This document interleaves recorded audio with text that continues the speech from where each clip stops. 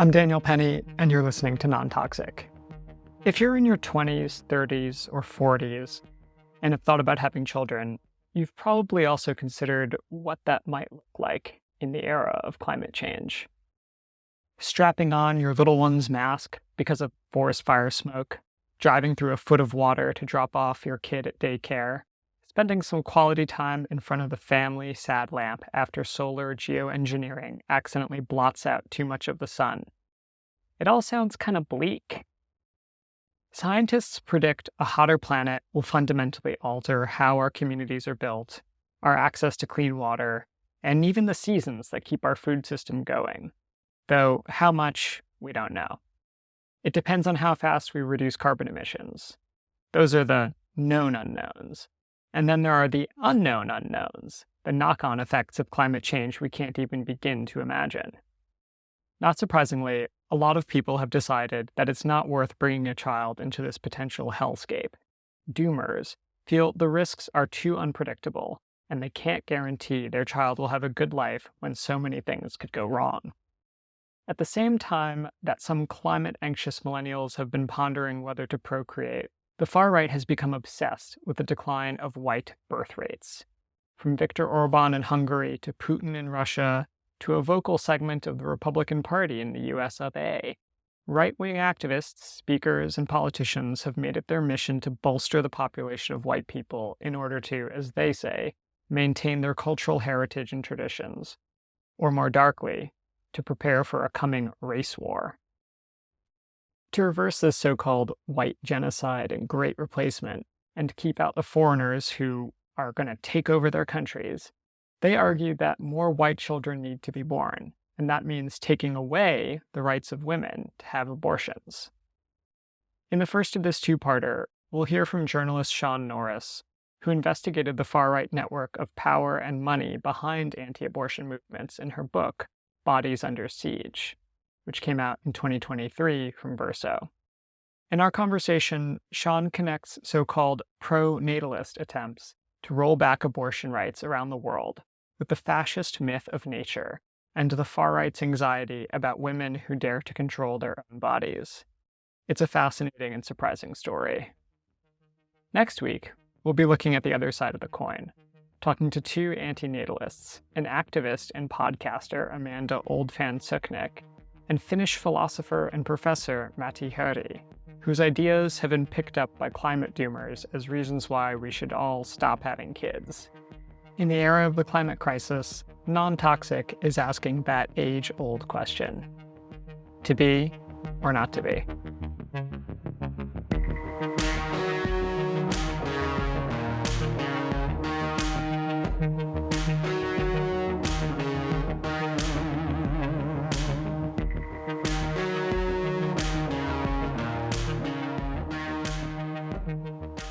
Sian Norris is a journalist and author of Bodies Under Siege, How the Far-Right Attack on Reproductive Rights Went Global, published in 2023 by Verso. Her reporting can be found in The Observer, The Guardian, The Times, The Eye, and The New Statesman, among others. She lives in Bristol. Sian, welcome to the show. Thank you for having me. I am so glad we got to meet at that conference studying the far right, because I think your talk and your book really opened my perspective for this show.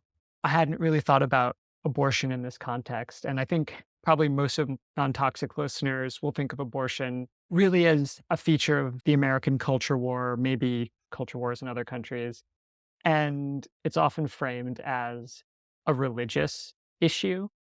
But in your book, you expand the frame to show how the fight over women's access to abortion in the US and Europe is actually about something much bigger, a conspiracy theory the far right calls white genocide.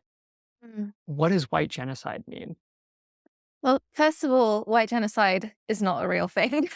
So when we talk about what it means, it's always important to bear in mind that it is a conspiracy theory and it's completely baseless.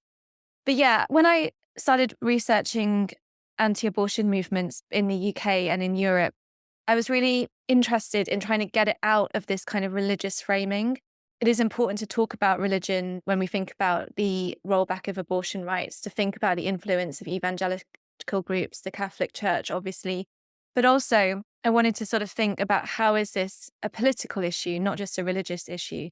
How has abortion and women's bodies been politicized so that we move away from thinking of abortion as something that's like a moral argument or someone's personal morality or Christian or whatever religious belief, and think about how it is being weaponized in a political sphere to harm women and to roll back women's rights and reverse women's equality.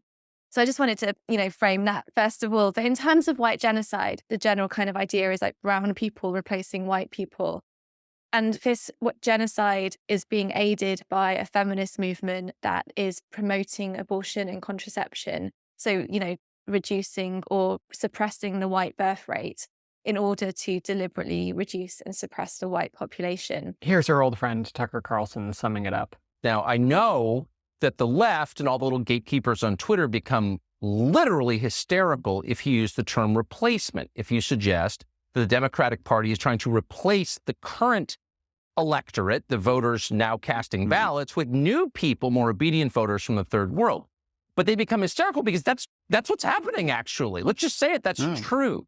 White genocide is, again, it's this conspiracy theory, completely baseless, but it's this belief that white people in the global north are being replaced by migration from the global south. And of course, there's different sort of angles of this conspiracy theory. The further you go into it, the more kind of traditional, horrific, racist and anti-Semitic tropes become part of the conspiracy theory.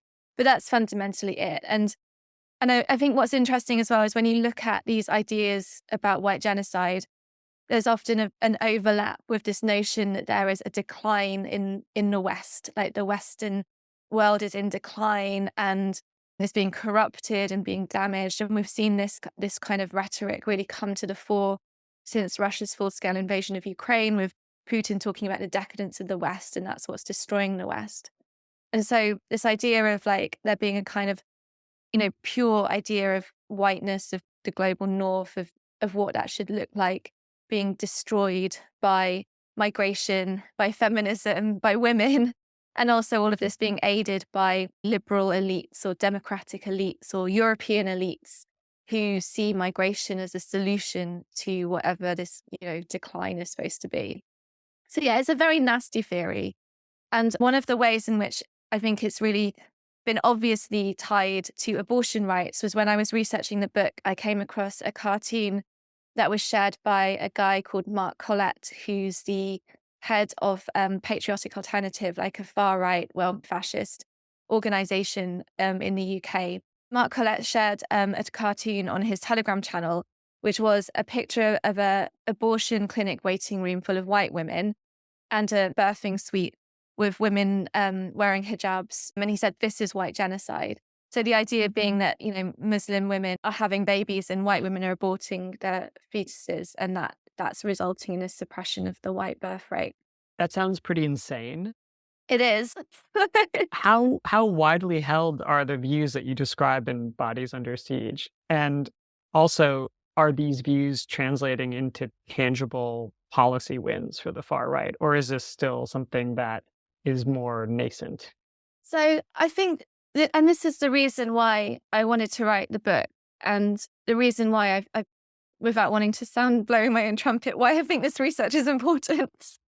Because if this was just, nasty individuals on far-right Telegram channels talking to other nasty individuals on far-right Telegram channels and spreading these kind of nasty conspiracy theories, I would be interested in it because I think it's interesting to see how the far-right is operating it and what they're doing, but it wouldn't be cause for alarm. It's like horrible people have horrible views and do horrible things in their own small groups. What has become interesting to me is how these far-right conspiracy theories and far-right ideas about women and migration have become mainstream politics in far too many places around the world. So the example that I've always given to start things off with really is Viktor Orban in Hungary, who really took this kind of white genocide, great replacement conspiracy theory mainstream in the late 2010s. So Hungary has a very aggressive anti-asylum, anti-migrant policy following the sort of migrant crisis. I don't even like that framing. It's not a migrant crisis. It was a human rights crisis that led to a lot of migration in the sort of post-Arab Spring, post-Syria civil war. And so very aggressively anti-migrant people, did pass a lot of laws that were really dodgy in terms of the treatment of asylum-seeking people. And then he started going out and making these speeches at places like the World Congress of Families, which is an anti-abortion, anti-LGBT sort of networking event that happens every year, making speeches at I think it's called a demographic conference, which tells you everything you need to know in the name, really. But saying, that Hungarian people are being replaced. And at the same time, while abortion remains legal in Hungary, kind of really making statements against abortion rights, putting in natalist policies that would incentivize ethnic Hungarian women to have large families, and generally kind of making it harder for women to access abortion by bringing in new regulations that create barriers, things like cooling off periods or mandatory counseling. Here's a clip of Viktor Orban giving a speech at CPAC in 2022 in Dallas.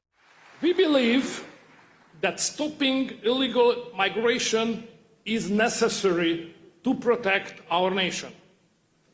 During the Great Migration Crisis in 2015, 400,000 illegal migrants came to our borders. This is almost 3 times as much as Genghis Khan had when he invaded Europe. After we built the wall, we managed to reduce illegal migration to 0. Let's move on family policy, which is the heart of our politics.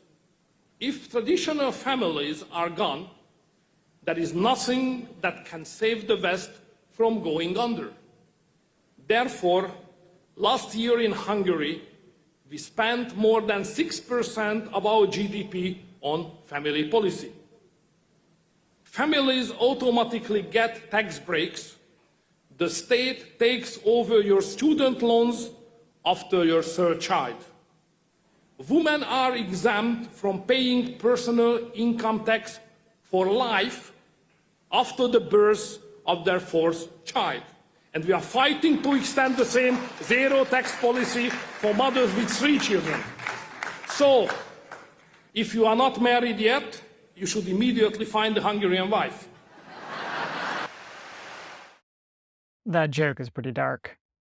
Yeah. So, this was kind of these conspiracy theories happening on the world stage by, the leader of a sort of medium income European country.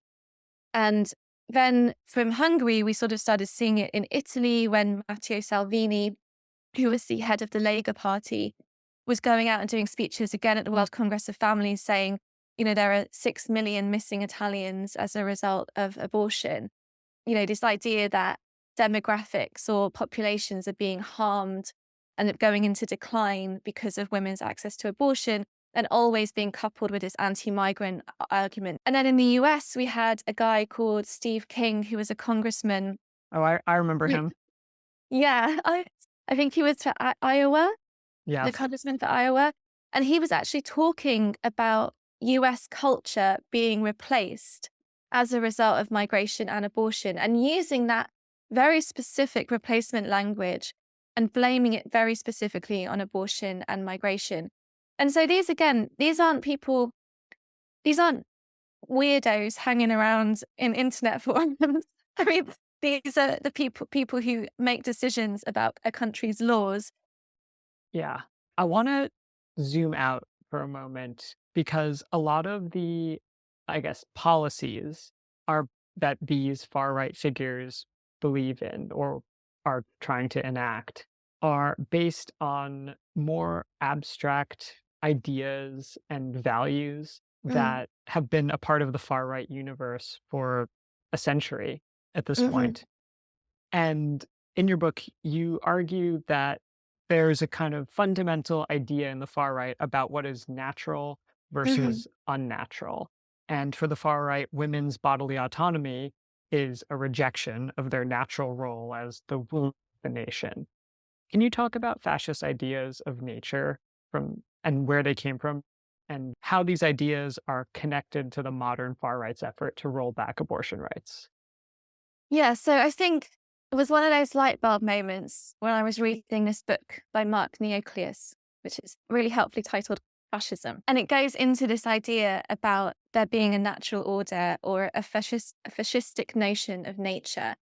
And in that natural order, men are superior, women are inferior, white people are superior, Black and global majority people are inferior, and LGBTQ plus people they don't exist. It's really interesting because where this comes from is this rejection of progress and a rejection of modernity and a desire to roll back progress to a sort of feudal point where there was a really, really strict hierarchy and there wasn't anything there's no such thing as like rationalism or society or human rights or even humanity, that everybody's lives are dictated by these kind of natural primal or ideas of what a natural primal impulse is, of violence, of hierarchies, of trying to have jockey into positions of power. And so there's a lot in the natural order stuff about the patriarchal authority in the home, but also that patriarchal authority being the state leader, the sort of the Führer or the Duce figure. And it's really disturbing. There's no possibility for progress, that everything is dictated by nature, and that nature is one of inequality and violence and war. And so in the natural order, women's position is reproductive. Like that is a woman's role, is to reproduce, and that your body is sort of put in service to nature, and in order to just keep having babies, in order to reproduce future generations of soldiers and to keep that war going and to keep that conflict going. And where we've really seen this, and in some ways the book doesn't touch on it that much because of timings, but where we've really seen this kind of come to the fore is in Putin's ideology and Putin's approach to on everything, really.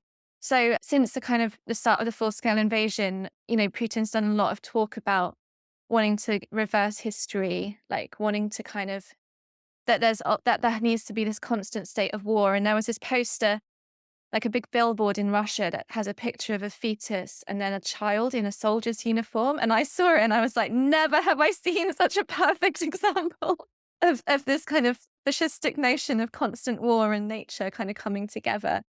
A lot of people think that Putin is interested in recreating the USSR, but I think it's more that he's interested in recreating the old days of empire and rolling back history, rolling back progress, so that there's no possibility of human rights. There's no possibility of rationality. There's no possibility of society. There's just like brute force and this idea of nature, where all of nature is violent. All of nature is force and oppression. I understand why this is an appealing vision for a certain kind of sociopathic man, but what's in it for women? You talk a bit in the book about the idea of trad wives and women on the far right and how the far right attempts to make a pitch to them. Can you talk a little bit about that? So I think, the far right is an overwhelmingly male force. And I'm pretty sure when I was doing the research for the Trad Wives chapter, and it didn't actually make it into the book in the end, but I went on this website called White Dating. So it's like a dating site for white nationalists. And it was something like 10 men to every woman on that website.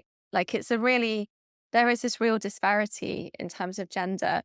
And as you say, there's really good reason for that in terms of if you're going out to men and saying, hey, you're superior and you can do whatever you like. And you're going out to women and be like, you're inferior. You don't get to do what you want. But yeah, the trad wives phenomenon has been a really kind of successful recruitment tool for the far right when it comes to women.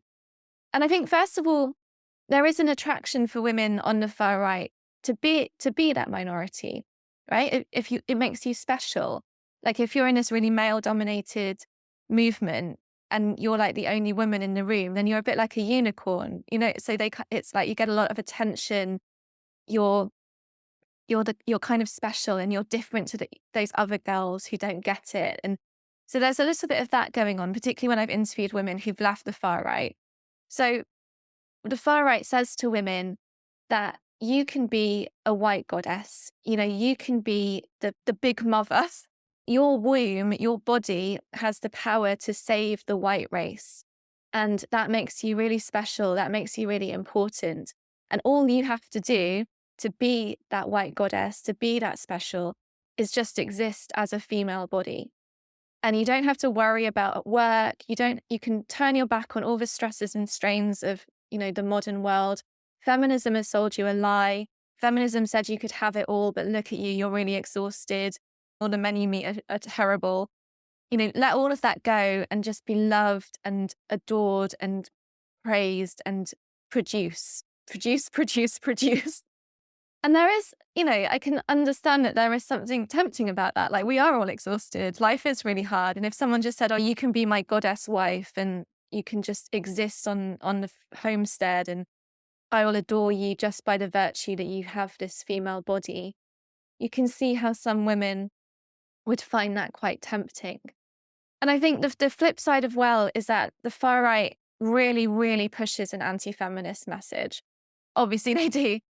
But, one of the videos that I quote in the book was a Lauren Southern video where she talks about how feminism has failed women. Men are being taught to hate themselves for their gender, to serve and grovel to women and be weak, when that doesn't make either gender happy. And women are being taught to work 9 to 5, despise men, and drink red wine every night until their ovaries dry up, and then are surprised it leads to regret. And the answer lies in giving it all up and being the body. But of course, when that happens, all you are is a body. The vision that trad wives are selling to other women, I think, is often connected to ideas of nature as well. That they're, especially the picture of the homestead. Can you talk a little bit about that? Obsessed with the homestead. So it's very much, again, and I think this is a really interesting aspect of fascism more generally. And if you go back to early 20th century rise of Nazism and fascism in Europe, you see this real rejection of the urban and of the city. And the idea that the city is kind of corrupt, that it's unnatural, that it's obviously home to diversity, multi-ethnic societies, like, all the reasons why people who live in cities love living in cities is seen as this kind of corruption of what is natural and what should be. And so I think one of the things we saw, there was a lot of that in the kind of early Nazi propaganda about trying to kind of thinking of cities as, in really anti-Semitic terms as much as anything else. And then that kind of the folk, the blood and soil aspect, that you go into the countryside and that's a true Germany, that's a true, natural way of living and way of being. And I think that's really translated into the modern far right. And so when you look at kind of trad wife content, particularly the sort of influencers who would have been on Instagram and now obviously not on Instagram because they're fascists, there's a lot of pictures of women in meadows wearing long flowery dresses, lots of pictures of them with their perfect children, lots of focus on the homestead and like doing everything in a sort of natural way. So, you grow your own vegetables, you cook everything from scratch, you don't engage with the city or the urban. You're in this pure space, this natural space, and the way that you live is, air quotes, natural. And there's like, cartoons there's like a meme of what a non-trad wife or a feminist woman looks like, and she's got piercings and she wears too much fake tan and she wears too much makeup and she eats like fast food and everything's sort of artificial. And then the trad wife is like, she has, I mean, they still have to wear light makeup because you gotta please your man, but she's naturally beautiful with very light makeup, and she cooks for her husband, and she's got a natural tan from spending time on the homestead. So again, it's like the sort of modern feminist woman is all artifice, and this is like, I'm pure, I'm natural. But of course, when that happens, you don't have any rights. You don't have any humanity. You are just a sort of the womb of the nation, the womb of the white race. And there's a huge issue on the far right around sexual exploitation and domestic abuse, because as soon as you become part of the trad wife movement, you are giving up any rights you have to say no to anything. You're saying that you are willing to be subordinate and therefore you're willing to be inferior.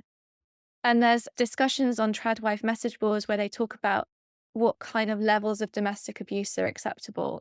So they say that men are allowed to discipline their wives, whether that's through like spanking, or the thing that made me really was like making women write lines, like as if they're a school child. in detention. Yeah. Like as if you're Bart Simpson and the opening credits of the, or like make women stand in the corner. There's also the expectation that once you're married to your partner that you have to have sex with them. You don't get to say no to sex, which obviously is hugely problematic and, leads to issues around rape. So it's like this promise of being really special and really loved and really adored falls apart because you're saying to women in that movement, you're only special because of your body, and then I can do whatever I want with that body because that's who you are. Also, I have to say, the worst abuse I've got was over the trad wife stuff. Like months of trolling about the trad wife chapter. From tradwives or A bit who of was trad trolling? wives and like a bit from trad wives, a bit from men who love trad wives. Yeah, lots of a very kind of defensiveness about how a woman should be. And I guess they would say, well, this is my choice. And if Yeah. you're a feminist, then you should accept my choice. Yeah, a lot of that, and then a lot more just straightforward far-right trolling. After the break, Sian and I talk about who's paying for all of this and how some eco-fascists are using fears of climate change to undermine abortion rights and close borders. This episode of Non-Toxic is sponsored by Blue Corn Candles, a Colorado-based company that's been making handcrafted beeswax candles since 1991. Most candles in the market are made of paraffin, a diesel byproduct that's literally scraped from the bottom of the barrel. Blue Corn candles are made from sustainably harvested and lightly filtered beeswax. The candles smell great, burn super slowly, and most importantly, they don't produce any toxic fumes. For the first time, Blue Corn has launched a new line of scented candles based on the rugged landscapes of Colorado. From the sagebrush-covered foothills of Ridgway to the pine forests of Telluride. During these dark months, Blue Corn is running a special deal for non-toxic listeners. Enter the code NONTOXIC, that's one word, all caps, at checkout to receive 10% off your order. Shipping within the US and internationally. You're listening to Non-Toxic. I'm Daniel Penny, and I'm speaking with Sian Norris, author of Bodies Under Siege. Who's paying for all of this stuff? I want to talk about the money because I think one of the things that's really frustrating about the far right is how well funded they are compared to the left. And it allows their ideas a far greater reach. And I think that money is really interesting because it's not always just like ideologues who are backing these think tanks and these various institutes. It's a cast that's quite motley. Can you talk about that? Yeah, so in a lot of ways, I always, whenever I talk about the money, I have to pay tribute to Neil Datter, who wrote this report called Tip of the Iceberg that looked at the main funding sources of anti-gender movements in Europe. And he really did, that report was my Bible when I was writing the book. And those money sources are predictably America and Russia, and also within Europe itself. Within Europe itself, you tend to see kind of very odd formerly aristocratic families having foundations that they then use to fund anti-gender causes. And then in Russia, it's much harder to track the money, particularly because since 2014, so many sanctions are in place. But we sort of saw two kind of big pots of funding, one from a oligarch called Konstan Malofiev, and one from an oligarch called Vladimir Yakunin. And both of them were sort of putting money into, anti-abortion ideas, campaigning, funding organizations linked to anti-abortion movements, and also putting on their own kind of platforms. And then also Malofiev employed Alexander Dugin as the editorial director of his TV channel, which in turn, showcased Alex Jones as one of the guests. So it's all kind of embroiled together. But I think probably the interesting place is the States, where we had sources of funding from anti-climate, fossil fuel giants, people who were really invested in mass deregulation, disaster capitalism, and putting money into anti-gender causes. I don't know what those people's actual personal beliefs are on abortion. because it's almost that doesn't matter to them. What they want to do is, again, to create an environment where they can profit from it. So I think, one of the things that I try and argue in the book, and which I think is really an argument that Nancy MacLean makes in Democracy in Chains, is when you look at something like the Koch brothers and their activities funding kind of far anti-gender or, hard right activism, what they're doing is saying these pro-abortion, these pro-LGBT people, they're trying to take your freedom away to disagree with abortion or to be homophobic or to be racist. Because what they ultimately want is to have pure freedom to poison rivers, to make unclean air, to burn the planet. And so they've used money and influence to create almost like a libertarian paradise. But by doing so, by banning women from having human rights. And So this it's is a the real bit kind like, of contradiction, because it should, it's like they're saying, we want everything to be, we want you to be free to be hateful. You have the right to be misogynist because that's your freedom. But when it comes to the freedom to say, I want an abortion or I want to marry my partner, it's like, no, those freedoms are not for you. That freedom of speech is not for you. And so it's, again, these real contradictions about how people think about who freedom is for, what freedom should look like, and who is entitled to it. there are tons of studies showing that the climate crisis is already exacerbating instability and violence in the global south. In the case of the US, the countries in Latin America like El Salvador and Guatemala have had really severe flooding and droughts, and a lot of people are getting pushed to go to Mexico and then try to cross the border into the US. And I think that it's only going to get worse as the climate continues to get hotter. I don't think we're going to stay below 1.5 C if I'm being even, No. 2 degrees is optimistic at this point. So we have to expect that there's going to be increased migration from the global south Yeah. to the global north. How are the far right taking that into account? Like, is it something where they're just not talking about the climate side of it? Or are there people on the far right who are using climate change as a lever in their efforts to hold back populations from the global south? There's sort of two sides to it. The first one is the way in which the far right or parts of the far right just don't believe in the climate crisis at all and see it as a kind of conspiracy to allow for more migration. So this idea, like going back to that sense of great replacement and white genocide, that it's all being aided by these liberal elites, left-wing elites and democratic elites. It's like the climate crisis is just a way of increasing state control and authoritarianism. And it's going to mean that you don't have any freedom left. And yeah, so and then as I say, linking that to kind of increased migration because that's what the liberal elites want.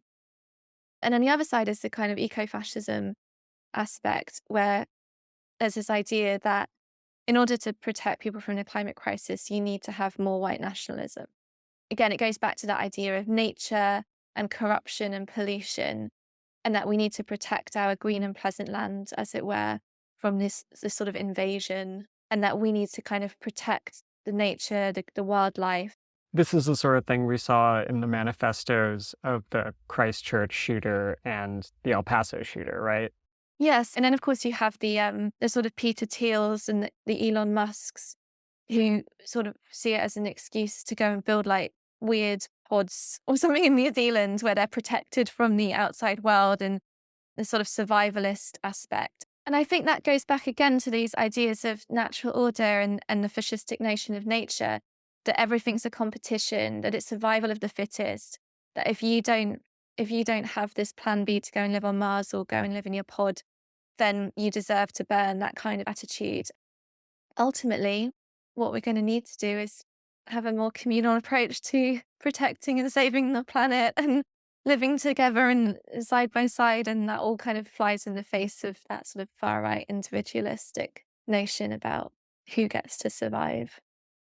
And I think that question of who gets to survive is really at the center of all of this, Mm. because these people who want to restrict abortion rights for women it's pronatalism, but it's not universal Yeah. pronatalism. And for those who admit that the climate crisis is real, it's about kind of shoring up the population of white people against the hordes Yeah. of brown invaders who are going to try to take the limited resources that they have. I think it's why it's really important when we talk about abortion rights and access to talk about it in terms of reproductive justice. One of the really nasty things that I saw in far right channels was this meme that was like, are you pro or anti-abortion? And it was like pro-choice, small brain, pro-life, big brain. What race is it? Galaxy brain. So like before you can say that you're pro-life, you need to know if it's a white baby or a black baby. And for all the talk of white genocide, the extremes of the far right have a genocidal intent towards Black and global majority people, whether that's what Richard Spencer called, oh God, the term even makes me want to be sick, like ethical ethnic cleansing, which was everything from repatriation to mass murder, or the sort of the programs of sterilization of the past, programs of sterilizing Indigenous women in Peru or Native American women in the States and Roma women in Eastern Europe. There's a genocidal intent to the bodies that are not deemed acceptable to the far right, and that they are white bodies. Whereas we know that in the States in particular, like anti-abortion policies disproportionately impact Black women. When we talk about great replacement and white genocide, it is about, abortion bans for white women, but real, another form of harm for Black and global majority women. We talked at the beginning of this conversation about the end of Roe v. Wade in the United States. And if there's one thing that the far right is good at, it's circulating ideas and policies in a kind of copy paste mode from one Yeah. country or state to another. Where are we headed? A wake-up call is always a bit late, right? I mean, Roe v. Wade was a massive wake-up call to a lot of people who'd taken abortion rights for granted. I think in the UK, a wake-up call earlier this summer was a woman was sentenced to 28 months in prison for accessing an abortion outside the exemptions of the Abortion Act. A lot of people in Britain don't understand the abortion laws. They didn't realise that it was a criminal offence to have an abortion outside the Act. And so I think a lot of people have become much more aware of the need to not just defend abortion rights, but proactively go for better abortion rights. And so in Britain, we saw decriminalisation of abortion in Northern Ireland, but in the rest of the country, there's a lot more push for decriminalisation. And I always try to be optimistic. I think, the overruling of Roe was awful and is continuing to have a huge impact on the lives of women in America, but also around the world, because it's emboldened the anti-abortion movement, particularly in countries where there's more sort of fragile access to abortion or no access to abortion at all. But when Roe was overruled, I spoke to someone from the Centre for Reproductive Rights, and she was like, in the 50 years since Roe, 53 countries have improved access to abortion, and only 4 countries have made it harder to access abortion. So in many ways, the momentum is on the pro-abortion side. There is a desire for women to have full human rights. Progress continues to be made. And I think when we look at the amazing work in Latin America, obviously things in Argentina feel a bit dodgy right now, but, they did decriminalize abortion 2 years ago. Decriminalization in Colombia, in various states in Mexico, in Northern Ireland, in liberalized abortion laws in other parts of Europe, like Germany, re-looking at its laws because they were very like Britain's laws and a bit of a hangover from the 1930s. So I think there is a real momentum to defend and progress women's rights. But at the same time, we are in one of the worst backlashes of recent history. What we've had is the biggest amount of progress in the global north since the second wave of the women's liberation movement and all that it achieved and all that it changed for women, going all the way through to kind of Me Too and the raising up of women's voices against sexual violence. And that has resulted in the biggest backlash because we got so far and now we're being told we can't have it anymore. And so I think while I really want to be optimistic and I'm really determined to be optimistic, it's optimism that's tempered with realism. We can't take rights for granted. We are entering various crises, be it, the climate crisis getting worse, various wars in conflicts around the world, including in Europe. Like, we have to constantly be fighting and constantly be advocating for women's human rights. And it's hard work, but we can't leave it to chance. The far right is a minority. In the UK, most people are pro-women having access to abortion. It's the same in the US, right? More than 70% of people polled are in favor of some kind of right to an abortion. Yeah, it was done without the consent of the people in many ways. And so I think we just need to really be shouting that from the rooftops and defending, and as I say, defending and advocating for women's rights, because they don't get to win. And that's the point I really wanted to make at the end of the book. Like, we have a choice. They don't get to win this. It's not a given. We can win, but that's going to take a lot of work. Sian Norris, thank you so much for coming on Non-Toxic. The book is Bodies Under Siege, available at Verso and wherever you can buy books. And if people want to follow along with your work, I know that you are a prodigious freelancer. Where can they find you? I'm still hanging on to Twitter, or X as it now is. So I'm Shanishka at Twitter, like Shan, USHKA. You can find me writing mainly for The Observer and The Eye and The Lead and Open Democracy. I'm always popping up in those spaces. Sian, thanks again. Thank you so much.